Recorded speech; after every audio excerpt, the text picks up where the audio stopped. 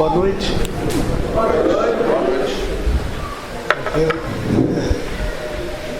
Hoje, uma sexta-feira chuvosa, você recebeu um convite para estar aqui hoje e nós estamos honrados com a presença de cada um aqui. O tema de hoje, ele é bem atual desde que existe o ser humano. As incertezas da humanidade. Quando nós nascemos, nós não escolhemos o lar para nascer, nós não escolhemos o país, nós não escolhemos um lar rico, pobre. Não importa onde nós nascemos, mas um dia nós nascemos. E a partir do nosso nascimento, nós começamos, a partir do momento que começamos a entender um pouco as coisas. Hoje, o meu neto de 6 anos, ele não está aqui agora, numa conversa muito séria com a tia dele, de 6 anos, ele falou: "Ô tia, quando eu crescer e eu tiver filho, eu não vou trabalhar." "Por que você não vai trabalhar?" "Porque eu quero ficar o dia inteiro com meu filho." Coitado.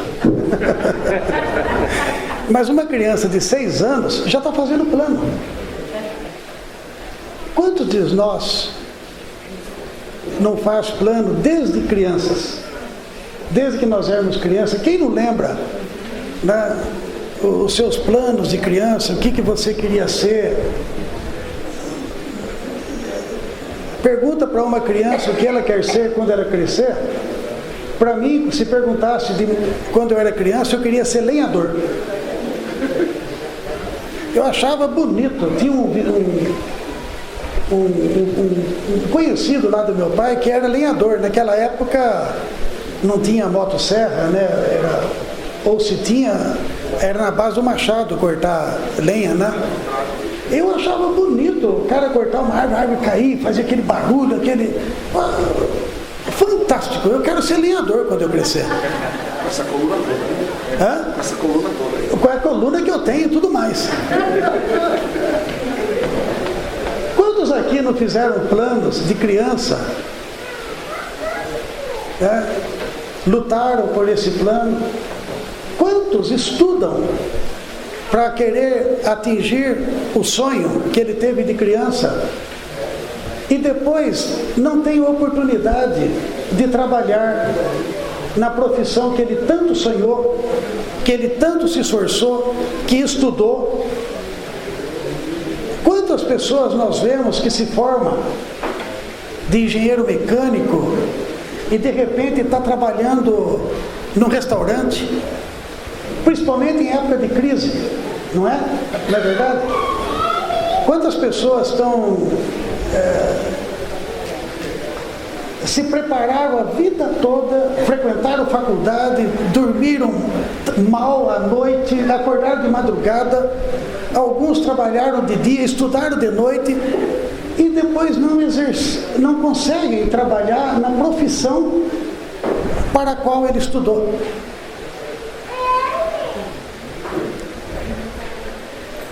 Quando nós éramos crianças, quantas amizades nós tínhamos com os nossos amigos? E depois nós fazíamos juras eternas de amizade. Muitas vezes até no nosso relacionamento familiar. Eu me lembro que eu sou de uma família grande e tem muitos primos. E quando a gente era criança, tinha as férias, um ia na casa do outro, e depois vai crescendo, cada um vai tomando o seu rumo, vai ficando distante.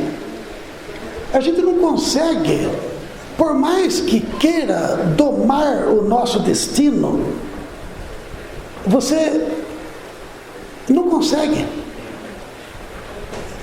Quem acha que é dono do seu nariz?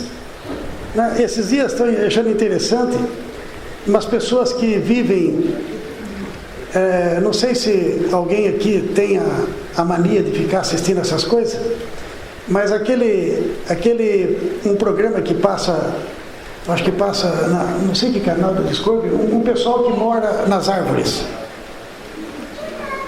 E a tônica deles é falar o seguinte: aqui eu faço o que eu quero, acordo a hora que eu quero, durmo a hora que eu quero, e ninguém manda em mim no que eu faço. Mas eu pergunto, produz alguma coisa? Um ermitão lá no meio do mato, vivendo sozinho, sem família, sem esposa, sem filhos, sem... Para que serve uma vida dessa? Nós, queridos, não somos donos do nosso destino, mas nós podemos fazer algumas escolhas. Nós podemos pensar um pouco mais para frente. A vida que esse hino que nós cantamos, se o Sérgio pudesse mexer nesse negócio aí, que é uma vida, só uma vida, o outro hino, Sérgio. Dá-me a conhecer, Senhor, qual a soma dos meus dias, para minha fragilidade eu reconhecer.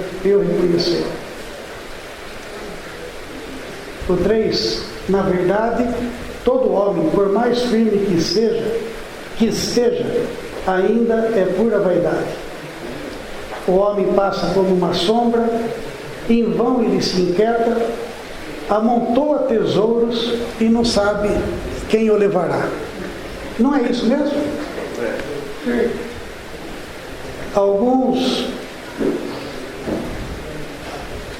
se entregam ao trabalho para ganhar dinheiro e ganham dinheiro. Quantas pessoas nós conhecemos que quantos casais você conhece que quando eram pobres, tinham uma vida humilde, era um casal amoroso, dedicava a vida um para o outro, dedicava a vida para os filhos, mas começaram a trabalhar, ganharam dinheiro e de repente ficaram bem de situação. A primeira coisa que vai é o casamento. Vocês já não viram muita coisa assim acontecer? As incertezas, a pessoa, quando está numa situação, mas depois trabalha tanto e ele talvez nem desfrute do labor do seu trabalho. Ele trabalha, a esposa trabalha, para os dois terem uma vida tranquila, e depois que entra o dinheiro que era para ser uma bênção, acaba sendo uma maldição.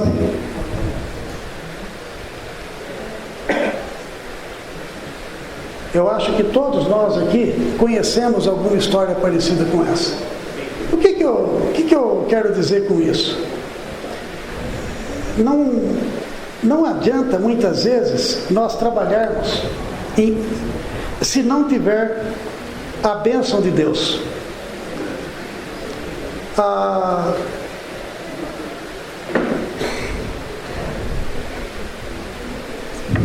O mundo hoje tem sistema para tudo.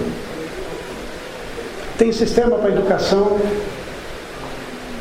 tem sistema de governo, tem sistema econômico. Eu vou perguntar, tem sistema familiar. Qual que é o sistema ideal para a humanidade? Será que o homem tem um sistema ideal que atenda todas as necessidades? O sistema de governo,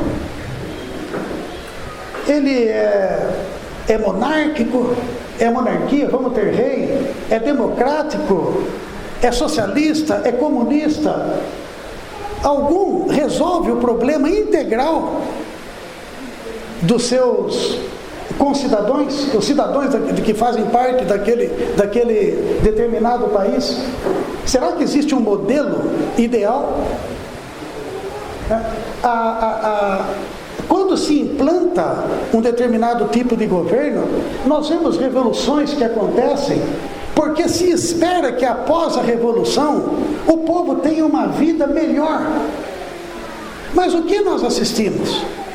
Nos países que tiveram revoluções, ao invés da vida do povo melhorar, a vida piorou.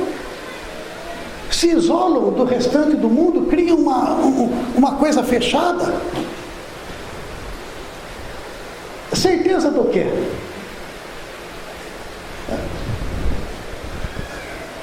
As nossas amizades, como eu já falei, as nossas famílias, sistema político. Nós estamos assistindo aqui no Brasil uma vergonha, né, de tantas coisas acontecendo. Eu não quero entrar nesse mérito. A impressão que fica para todo mundo é que não existe um sistema adequado que atenda à necessidade. E vou falar mais uma coisa: todo sistema passa, nenhum dura. Não tem um sistema que dure muito tempo. Ele pode vir, ficar algum tempo, mas ele passa, vai embora.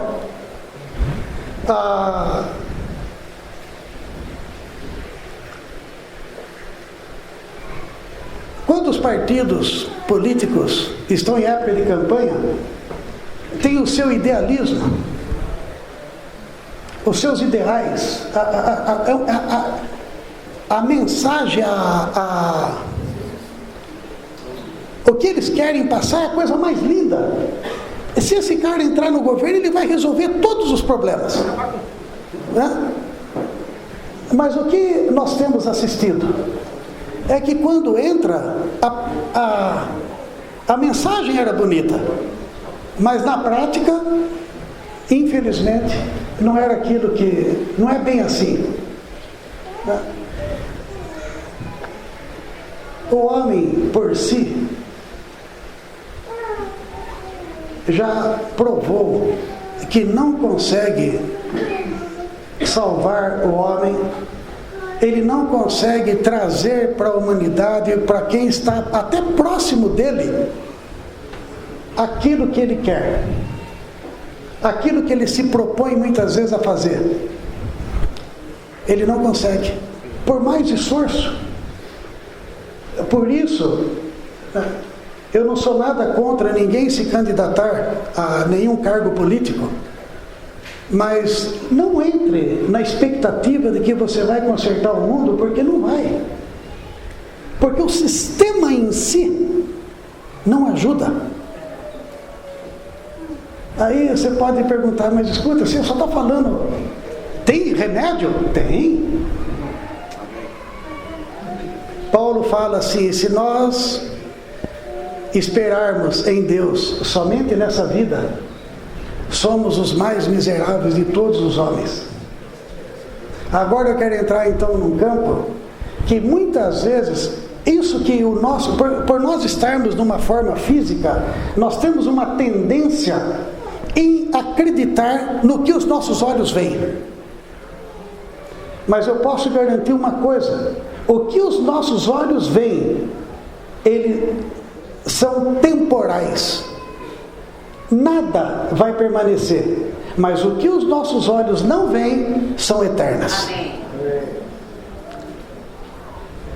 A fé é uma porta aberta para alguns, para poder ver o que é o eterno. Então hoje eu queria falar dessa fé para cada um de nós aqui, para podermos abrir o olho. Se você pensa que o fim é quando você morre, acabou tudo, é um engano. A nossa vida, ela é muito curta, é uma coisinha de nada perto daquilo que Deus tem preparado para cada um de nós.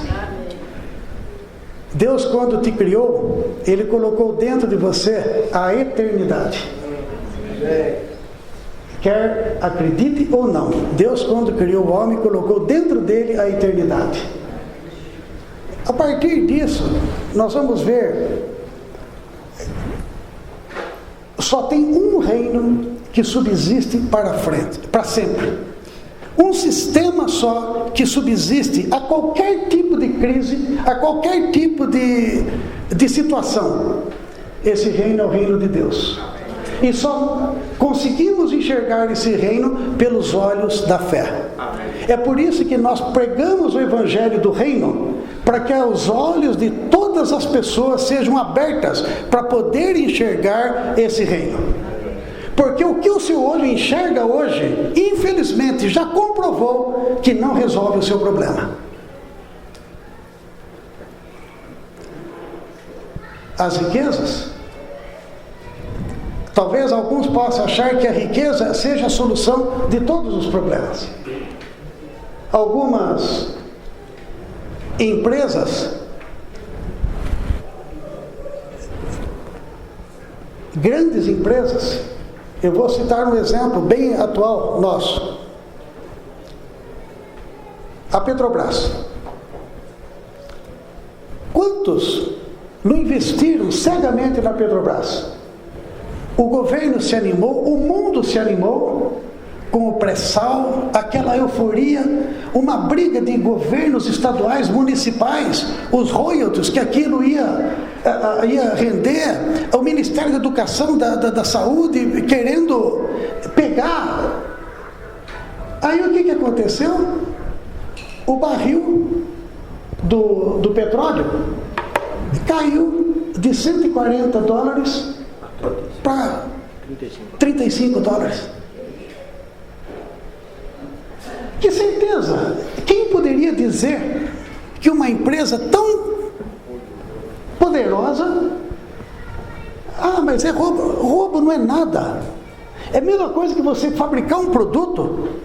Você monta uma indústria, você acredita no seu produto que você vai fabricar, você precifica o seu produto em R$100 e você vai vender no mercado, você descobre que ele só vale 25. Você subsiste? Cadê a certeza? Um sistema econômico, isso é o que o mundo oferece. Isso, eu citei o exemplo da Petrobras, mas é um exemplo e muitos outros que acontecem no sistema de governos que prometem um monte de coisa e não podem cumprir nada. Nem ao menos o homem consegue segurar aquilo que ele produziu. Muitas vezes nós vemos aquela famosa frase, né? Vô rico, pai nobre, neto pobre.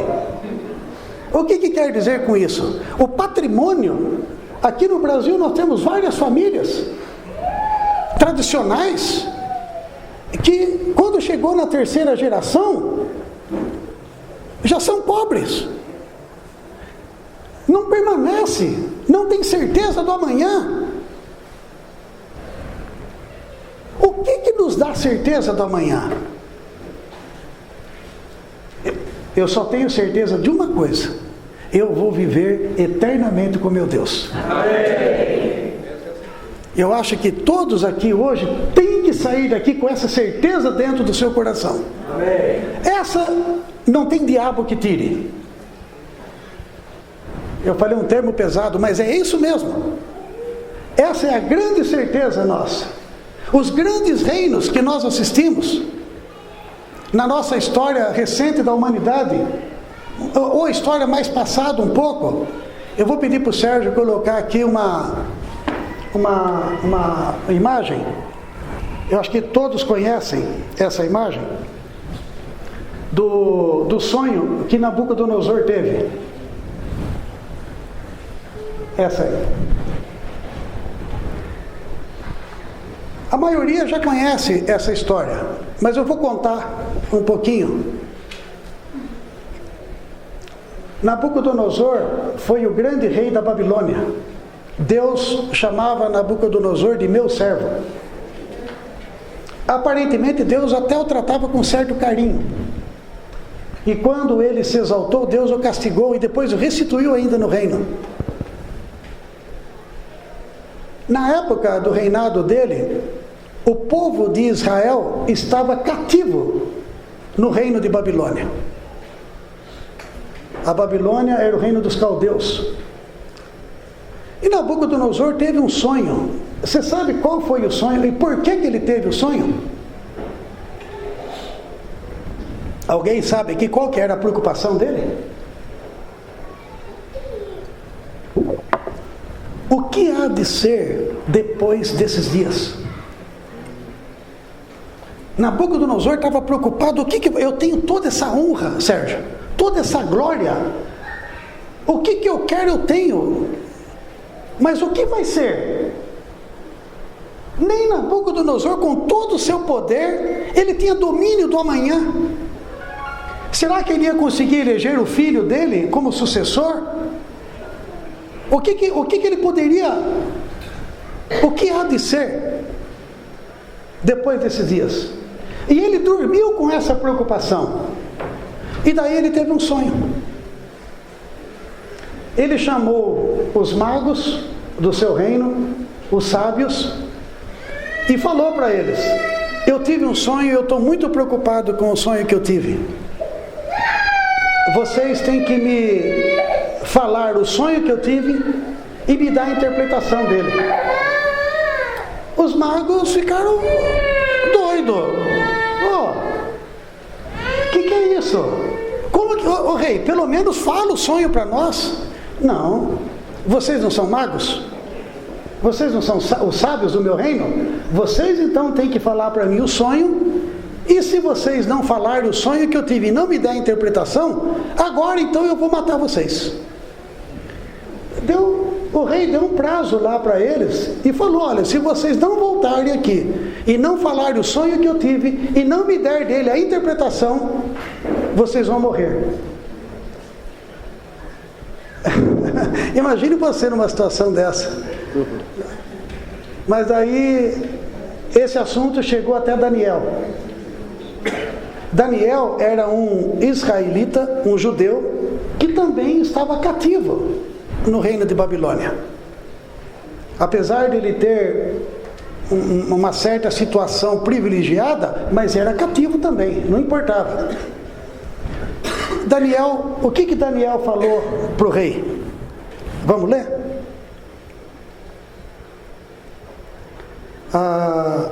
Eu coloquei num versículo.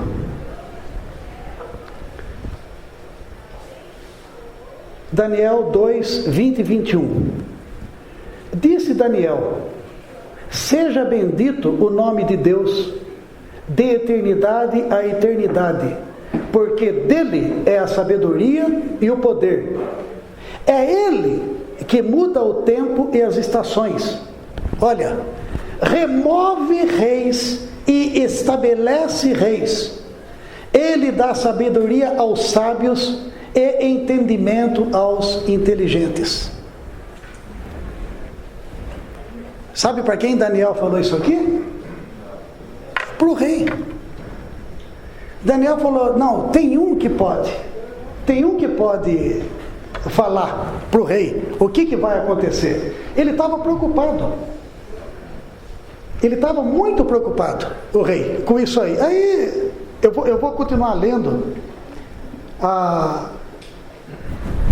do versículo que não está aqui, depois quem quiser pode ler. Do versículo 31, fala assim, até o 33, Daniel falou assim: eu sei o que o rei sonhou, eu vou falar o seu sonho e vou dar a sua interpretação também. Daniel disse: tu, ó rei, estavas vendo, e eis uma grande estátua, esta que era imensa e de extraordinário esplendor. Estava em pé diante de ti, e a sua aparência era terrível. Essa daí está até bonitinha, né? A cabeça era de fino ouro, o peito e os braços de prata, o ventre e os quadris de bronze, as pernas de ferro, os pés em parte de ferro e em parte de barro. Daniel continua falando. O reino falou para você, rei, é a cabeça, é o reino dele. O reino de Babilônia, apesar de todo o seu poder, durou 66 anos. Ali estão as datas que ele... 66 anos. Não durou para sempre. Apesar de todo o poder que ele tinha, o que eu quero dizer, o poder foi passado, foi mudado de mãos. Assim como a riqueza muda de mãos, de família para família, de nação para nação. Nós estamos assistindo agora a competição que daqui a pouco a China vai passar os Estados Unidos na questão do poderio econômico. O que era a China 30 anos, 40 anos atrás? Nada. Quem dá e quem tira? É o homem? Mas de qualquer maneira, Nabucodonosor era a cabeça de ouro. O reino dele foi dividido em dois, que é o peito e os braços, no reino dos medos e os persas, né? Que é... Logo depois dele, esses dois reinos sobreviveram quanto tempo? 208 anos. Mas também não ficou para sempre. Passou. Depois do reino médio-persa, veio a Grécia, com Alexandre. Alexandre o Grande, que conquistou boa parte do mundo na época, do mundo conhecido, né? E morreu muito cedo, morreu com 30 e poucos anos. Diz a história que Alexandre, com 30 e poucos anos, chorou, porque não tinha mais reino para conquistar, não tinha mais terra para conquistar. César Nero, com 60 anos, também chorou, porque Alexandre, com 30 e poucos anos, tinha conquistado quase tudo. E ele, com todo o poderio que o governo romano tinha, não tinha conseguido conquistar nem metade do que Alexandre tinha conquistado. Então, o reino o reino grego durou 163 anos. Mas também não permaneceu. O que essa estátua mostra? O reino, o poder, ou melhor, o poder sendo transferido de nação para nação. Nada permanecia para sempre. O Império Romano, representado pelas duas pernas de ferro, foi o império que mais durou na história da humanidade. 644 anos. Quem aqui nunca assistiu à queda do Império Romano? Eita filme, quem aqui tem 60 anos, hein, Arpeu? Figurinha, né, o Cid, aquela coisa toda, aqueles os heróis do grande Império Romano. Mas não durou. Ele dominou. Por que as pernas de ferro? Porque por onde ele passava, ele destruía. O poder dos romanos era uma coisa estúpida. O que esse reino fez, talvez trouxe muita o progresso na questão da civilização, mas também tinha muitas atrocidades. Apesar de tudo, não durou também. Acabou. Né? Hoje, o governo romano, o que é hoje? Né? Mas mesmo assim, durou 644 anos. Aí depois, o que aconteceu? Vocês estão vendo ali no pé da estátua? O pé é também dois tipos de governo. É o que nós estamos vendo hoje. Parte de ferro e parte de barro. Eu estou falando, há necessidade de ler? Não, né? Precisa ler? Acho que dá para entender, né? Os pés é parte de barro e parte de ferro. Hoje o que nós vemos? Apesar de tanto, vocês podem ver que já é o fim. Para baixo do pé não tem mais nada. Essa visão Nabucodonosor teve no ano 605 antes, mais ou menos, né? não sabemos, antes de Cristo. Nós estamos então no ano 2016. Essa visão foi de 2.600 anos atrás. E é atual. Porque hoje nós estamos vivendo nessa época aqui, ó. Nós vemos governos autoritários, aparentemente duros como ferro, e vemos governos frouxos, como barro. Mas aí, o que acontece? Veio uma pedra, agora eu vou ler. Vamos lá para Daniel 2.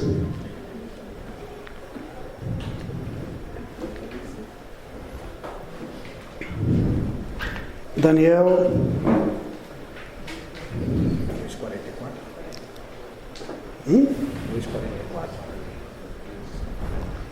2:44. Isso. Obrigado, senhor. Mas nos dias destes reis, o Deus do céu suscitará um reino que não será jamais destruído. Amém. Esse reino não passará para outro povo. Esmiuçará e consumirá todos esses reinos, mas ele mesmo subsistirá para sempre. Amém. Amém. Que reino que é esse? Essa pedra que veio, uma pedra cortada, você pode voltar lá? Essa pedra, eu vou ler para vocês, a partir do versículo 39. Depois de ti se levantará um outro reino inferior ao teu, e um terceiro reino de bronze, o qual terá domínio sobre toda a terra. O quarto reino será forte como o ferro, né? Pois o ferro a tudo esmiuça, quebra. O ferro quebra todas as coisas, assim ele fará em pedaços e esmiuçará. Quanto ao que visse dos pés e dos artelhos, em parte barro, em parte ferro, será um reino dividido. Contudo, haverá nele alguma coisa de firmeza do ferro, pois que viste o ferro misturado com o barro de lodo. Como os artelhos dos pés eram em parte ferro e em parte barro, assim por uma parte o reino será forte e por outro frágil. Quanto ao que viste do ferro misturado com o barro de lodo, misturar-se-ão mediante casamentos, mas não se ligarão um ao outro, assim como o ferro não se mistura com o barro. Não é o que nós estamos vendo hoje? Nações querendo fazer acordos. É o ECO, não, como é que não é ECO, não, como é que fala? É Mercosul, é NASDA, é Euro, na Europa, Comunidade Europeia, querendo, mas na realidade, meus amigos, cada um está querendo tirar proveito para si. Ele só entra no negócio se ele souber que tem alguma coisa, mas ninguém vai entrar para dar nada, não. A Inglaterra já sai, os países da Europa, pode ver que vivem entrando e saindo da comunidade. E alguns quebram. Porque é jogo de interesse ali. Mas aí, essa pedra, agora eu vou ler o versículo 45.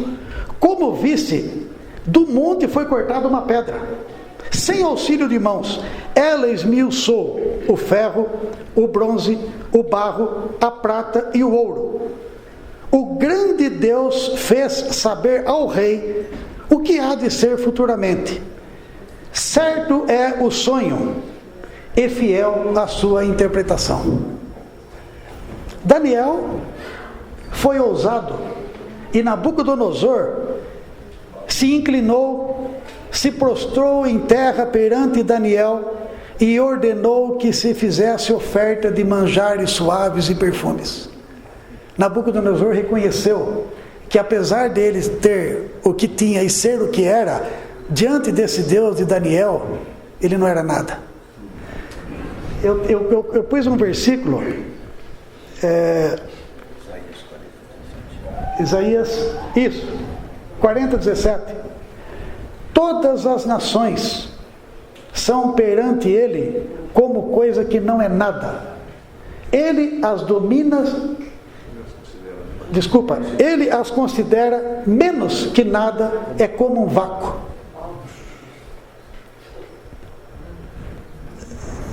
Quando nós vemos o encontro do G10 ou do G13, sabe agora quantos são o G? O grupo dos 7, os 7 maiores, os mais poderosos do mundo se encontrando lá em Genebra para discutir determinado assunto. Tenho certeza, é Deus que põe, é Deus que tira. Jesus, quando estava perante Pilatos, Pilatos falou: você não responde nada? Pilatos interrogou ele: você é mesmo filho de Deus? Jesus ficou quieto. Você não me responde nada? Você não sabe que eu tenho oportunidade de te soltar? Eu tenho poder para mandar te prender, para mandar te matar e para mandar te soltar, se for o caso. Por que você não abre a boca? Jesus falou para ele: nenhum poder te seria dado se de Deus não fosse concedido. Não imagine que existe algum poder que Deus não permita. Ah, mas o governo é ruim. Muitas vezes o povo é ruim também. E merece um governo ruim. Muitas vezes nós precisamos levar uma lição. Por que Deus entregou a nação de Israel? Deus não amava a nação de Israel? E Deus entregou a nação de Israel na mão de Babilônia para ser castigado. Deus amava e precisava de uma correção, e Ele entregou. Diante de tudo isso, qual a certeza que nós temos? Eu gostaria de ler também em Daniel 12:2. Muitos dos que dormem no pó da terra ressuscitarão, uns para a vida eterna, e outros para vergonha e horror eterno. Você já pensou um dia você ressuscitar? E você ressuscitar para vergonha e horror eterno?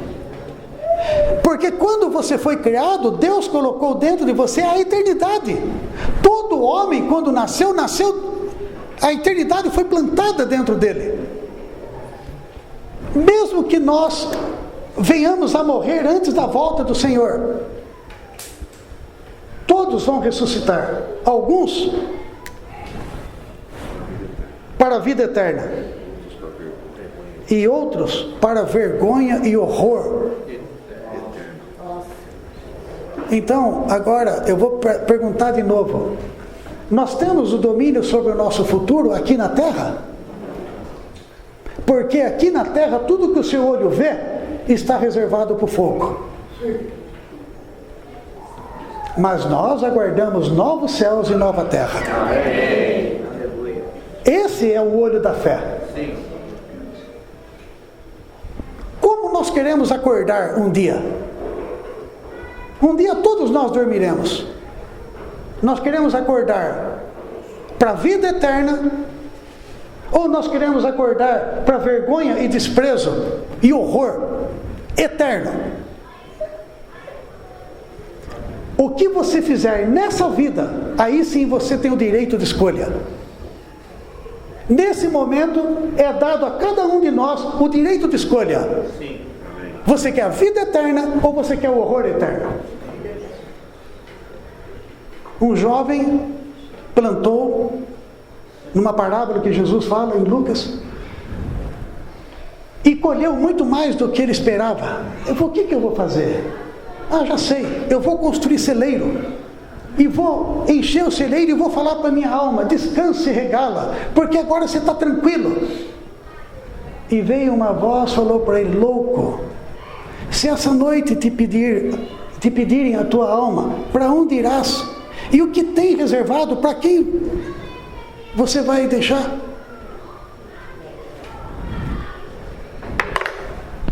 Eu queria fazer uma pergunta. Aqueles que querem acordar para desfrutar da vida eterna, eu queria convidar para ficar em pé, que nós vamos orar por você. Amém. Para você não passar naquele dia pelo horror e pela vergonha eterna.